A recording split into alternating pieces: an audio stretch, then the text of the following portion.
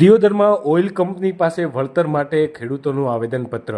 દિયોદર તાલુકાના ચીબડા ગામથી હાલમાં આઈઓસીએલ કંપની દ્વારા નિયુક્ત મુન્દ્રાથી પાણીપત સુધી જે ફૂડ ઓઇલની પાઇપલાઇન પસાર થાય છે, જેમાં ખેડૂતોની જમીન સંપાદનના જૂનયજંત્રી મુજબ ખેડૂતોને ચૂકવણું કરવામાં આવે છે, તેમજ પાક નુકસાનીનું પણ પૂરતું વળતર આપવામાં આવતું ન હોવાના કારણે આજે ચીબડા ગામના ખેડૂતો દિયોદર પ્રાંત કચેરી ખાતે આવી અને પ્રાંત કલેક્ટરને આવેદનપત્ર આપી ખેડૂતોને પૂરતું વળતર મળે એવી માંગ કરવામાં આવી હતી। અને જો ખેડૂતોને પૂરતું વળતર નહીં ચૂકવાય તો ખેડૂતો કામ અટકાવી હાઈકોર્ટના દ્વાર ખખડાવી ન્યાય માંગશે।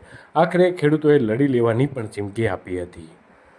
આજે ચીબડા ગામના તમામ ખેડૂતો ભેગા થઈ અમારા ગામમાં ભેગા થઈ પ્રાંત કલેક્ટર સાહેબની ઓફિસે પ્રાંત સાહેબને આવેદનપત્ર આવ્યા છીએ।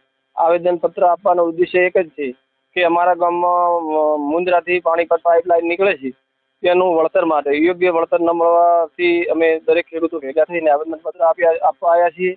કેમ કે જે જમીન સંપાદન થાય છે તેનું પૂરતું વળતર મળતું નથી, જૂની જંત્રી પ્રમાણે મળે છે। અમારી જમીન 1773 રૂપિયા પ્રતિ મીટર ચોરસ મીટર રાખેલ છે, એ પ્રમાણે અમારે ગામમાં દરેકને વળતર મળવું જોઈએ।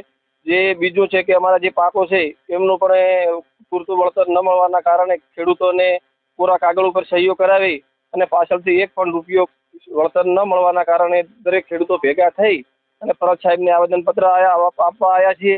અને ભવિષ્યમાં જો અમને કોઈ વળતર નહીં મળે તો અમે ભવિષ્યમાં કોર્ટનો દ્વાર ખખડાવી અને એનો ન્યાય મેળવીશું।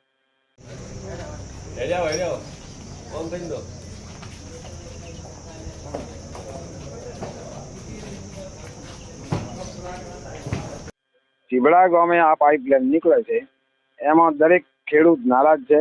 આ લોકો કંઈ પણ વળતર આપતા નથી, છતાં દરેકે બધાએ ભેળા થઈ અને દિયોદર પ્રાંત સાહેબને આવેદનપત્રક આપવા આવ્યા છીએ। અને આ પણ કોઈ વળતર નહીં મળે તો અમે હારાહાર લડવા તૈયાર છીએ।